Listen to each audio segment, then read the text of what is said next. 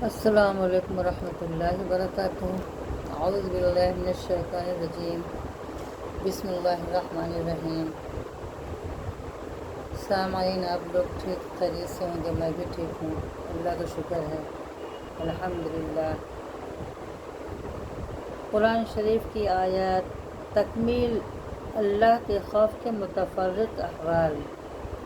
قرآن شریف کی آیات اور حضور پاک صلی اللہ علیہ وسلم کی احادیث اور بزرگوں کے واقعات میں اللہ جل شانہ سے ڈرنے کے متعلق جتنا کچھ ذکر کیا گیا اس کا احاطہ تو دشوار ہے، لیکن مختصر طور پر اتنا سمجھ لینا چاہیے کہ دین کے ہر کمال کا زینہ اللہ کا خوف ہے۔ حضور صلی اللہ علیہ وسلم کا ارشاد ہے کہ حکمت کی جڑ اللہ کا خوف ہے۔ حضرت ابن عمر رضی اللہ بہت روزہ کرتے تھے، حتیٰ کہ روتے روتے آنکھیں بھی بیکار ہو گئی تھیں۔ کسی شخص نے ایک مرتبہ دیکھ لیا تو فرمانے لگے کہ میرے رونے پر تعجب کرتے ہو؟ اللہ کے خوف سے سورج روتا ہے۔ ایک مرتبہ ایسا ہی قصہ آیا تو فرمایا کہ اللہ کے خوف سے چاند روتا ہے۔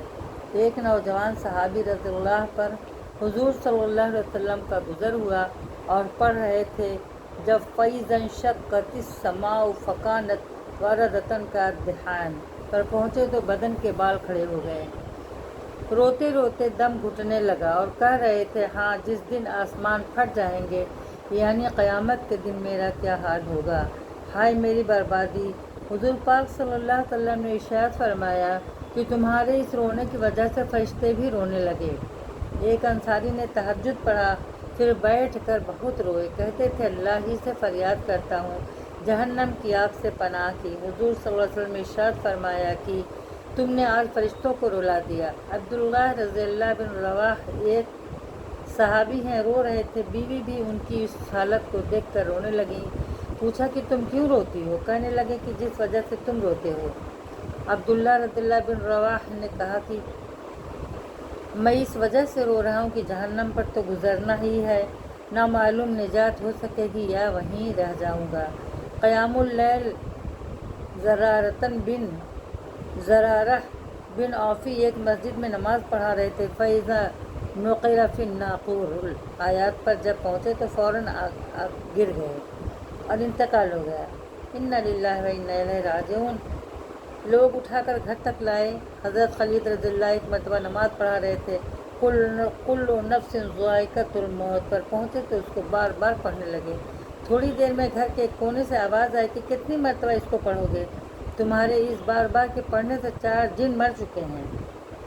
ایک اور صاحب کا قصہ لکھا ہے کہ پڑھتے پڑھتے جب وَرَدُّوا إِلَى اللَّهِ مَوْلَاهُمُ الْحَقِّ پر پہنچے تو ایک چیخ ماری اور تڑپ تڑپ کر مر گئے۔ اور بھی اس قسم کے واقعات کثرت سے گزرے ہیں۔ حضرت فضیل مشہور بزرگ ہیں، کہتے ہیں کہ اللہ کا خوف ہر خیر کی طرف سے رہبری کرتا ہے۔